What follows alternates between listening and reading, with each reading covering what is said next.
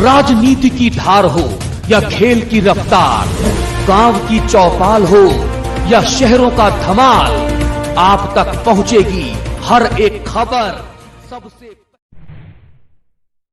तो क्या नाम है जी? सुशील कुमार जी। सुशील जी, आज क्या वारदात हुई है यहाँ पे पाडला में? बस जी वारदात के जी मारा गया जी रात। कौन मारे गए?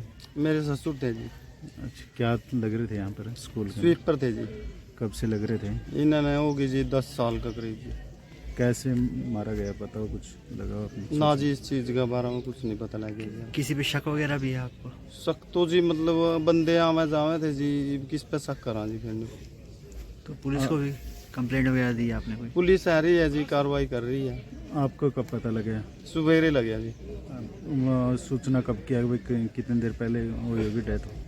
मतलब सवेरे बड़ा भाई आया जी चाय देने के लिए जी। अच्छा। उन्होंने मिला मतलब कि कोई बंदा आवे जी, उरे पास में ही वो है, हाँ। खेत है जी। उन्होंने मारता है कन्फर्म कराया भाई इस तरह हो रही है, तो मतलब कि उरे है कि उसने देखा जी मरे पाया।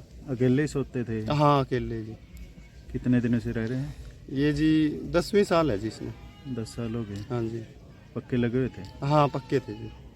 सुबह जो चाय लेने आता था वो भी रूटीन में आता था अपने? हाँ जी। जैसे आना था रोज उसी हाँ जी, हाँ जी। अनुसार आया? हाँ जी। फिर आपने उसके बाद क्या कार्रवाई करवाई? बस जी टीचरों पे फ़ोन कराया जी, फिर पुलिस पे कराया जी। हाँ। बस जी। रात को आपके पास आया हो, मिले हो, आपसे कुछ कहा हो? ना जी, रात तो हम ही गए 7 बजे। अच्छा। हाँ 7 बजे सर लेकर जा रहे थे महाराज जी, मैं मतलब कि लकड़ी समेटो भाई ये करो। 7 बजे तो मैं गया जी उधर। उसके पास से बिल्कुल हाँ ठीक ठाक में 8 बजे लड़का रोटी लेकर आया जी, खड़ा खड़ू का 8:30 बजे वो भग गया जी। उम्र कितने के है ससुर के आपको? ये जी 52 साल की है जी। 52 साल की। हाँ जी।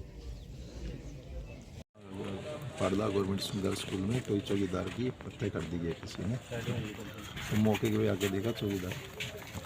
अच्छा, मतलब कितनी की उम्र थी और क्या अंदेशा लगाया गया? 50-52 साल का था, रामचरण नाम है उसका, खोड़ा गाँव राजौर में रहने वाला। जी, मतलब क्या कुछ अंदेशा है किससे हथियार से हत्या की गई?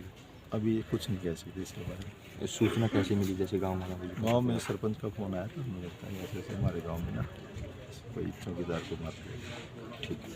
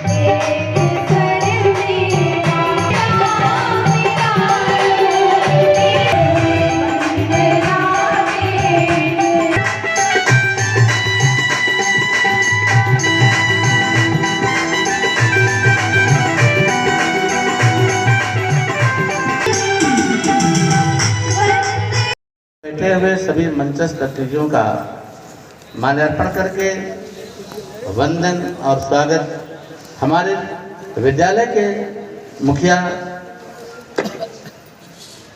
श्रद्धेय प्रबंधक जी द्वारा एवं प्रधानाचार्य द्वारा संपन्न हो रहा है।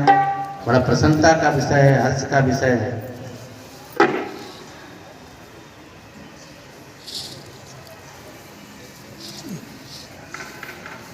कोई भी कहीं भी जाए, सबसे पहले उसकी अगवानी बहुत ही व्यवस्थित होनी चाहिए। और जब हमारे श्री सीपी जी आप भी आइए, अभिभावकों का अपने प्रांगण में उचित सम्मान करें, माल्यार्पण करके इनका स्वागत। और आप ताली नहीं करेंगे, इनकी मम्मी ताली नहीं बजाए। सारे अभिभावकों का पूरा हो जाएगा। अभिभावकों ने भी अपनी बात रखी। शिक्षा के मापदंड के लिए कितने बिंदुओं की आवश्यकता है मैं बहुत जानना नहीं चाहता, लेकिन इसको बहुत विस्तार से प्रबंधक जी ने अभी रखा है। किसी अध्यापक को अगर कोई दिक्कत बच्चे से हो रही है तो उस बात को अभिभावक तक भी अपनी बात बताना चाहिए। इससे सामंजस्य बना रहता है और उसका विकास निश्चित रूप से बढ़ता है। मैं अपनी बात को यही समाप्त करता हूं।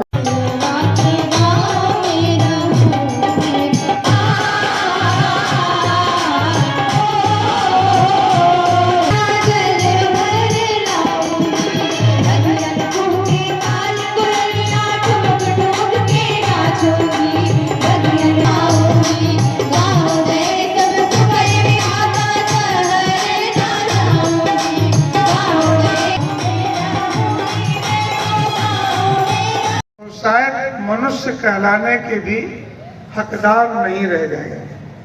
आपको किसी न किसी गुरु ने माता के रूप में, पिता के रूप में, दादा के रूप में, विद्यालय के अध्यापकों के रूप में किसी न किसी गुरु ने आपको कोई न कोई शिक्षा से है, जिसके बिना कुछ संभव ही नहीं है।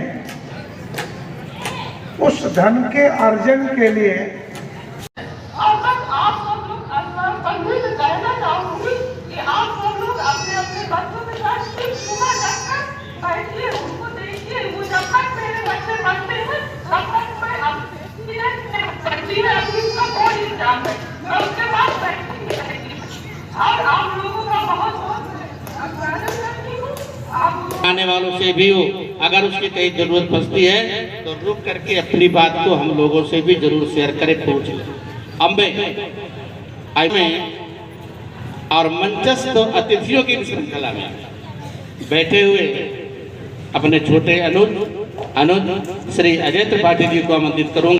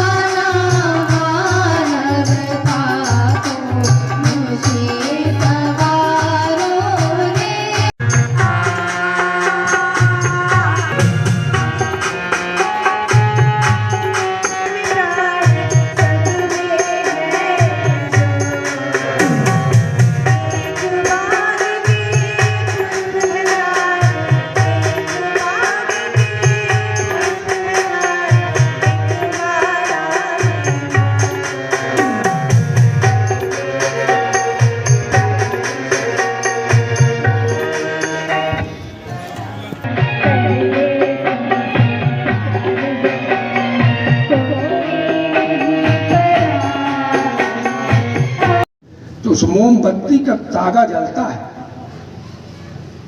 लेकिन तागा तब तक नहीं जल सकता जब तक मोम उसका साथ नहीं देती। कहते हैं ना कि रात भर जलती है समा, तब जाके सवेरा दिन निकलता है। रात भर जलती है समा, तब जाके दिन निकलता है।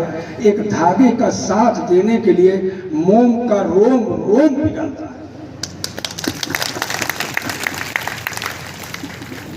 तो ये शिक्षक रूपी धागा तभी प्रकाशमान करेगा, तभी प्रकाश देगा, जब ये मोम रूपी अभिभावक उसके साथ चलेगा। बहुत सारी शिकायतें होंगी, बहुत सारे उलाहने होंगे। भी प्रबंधक जी ने कहा ना, कुछ कहना भी चाहते होंगे तो नहीं कहेंगे कि कल मेरा बच्चा डांट खाएगा, मेरा बच्चा मारा जाएगा, घर में मुझसे लड़ जाएगा।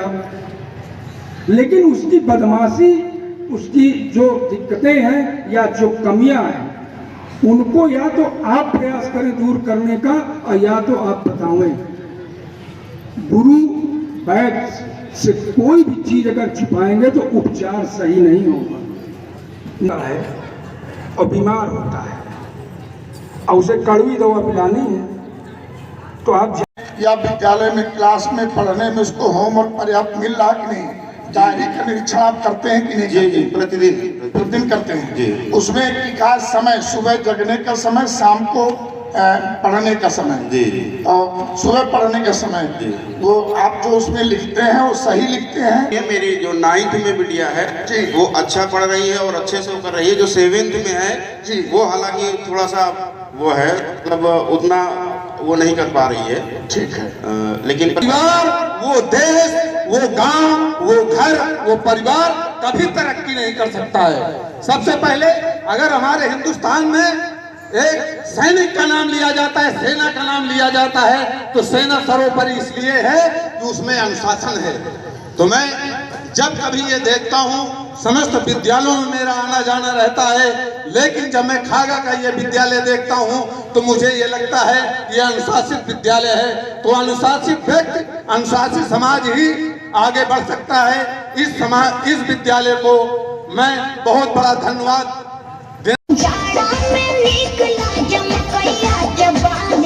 बड़ा निकला के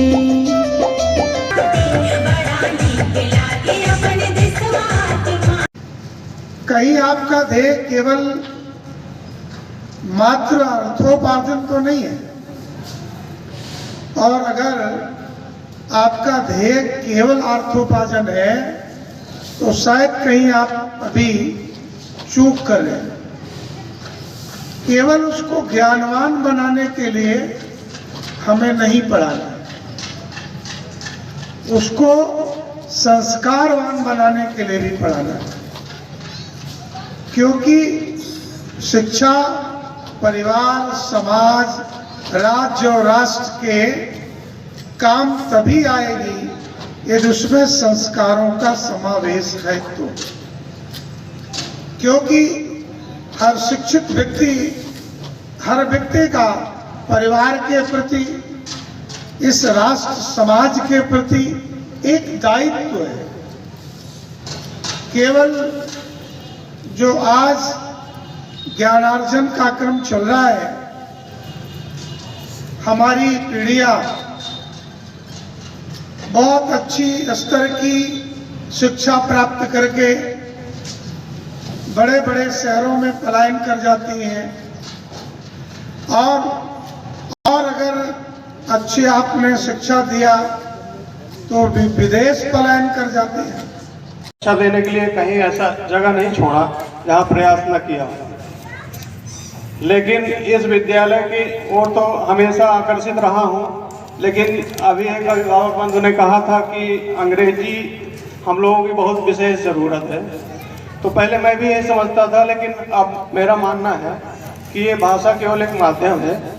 अगर आपके अंदर ज्ञान है, आपके अंदर हुनर है, तो आप किसी भी भाषा के माध्यम से आप किसी भी ऊंचाई तक पहुंच सकते हैं।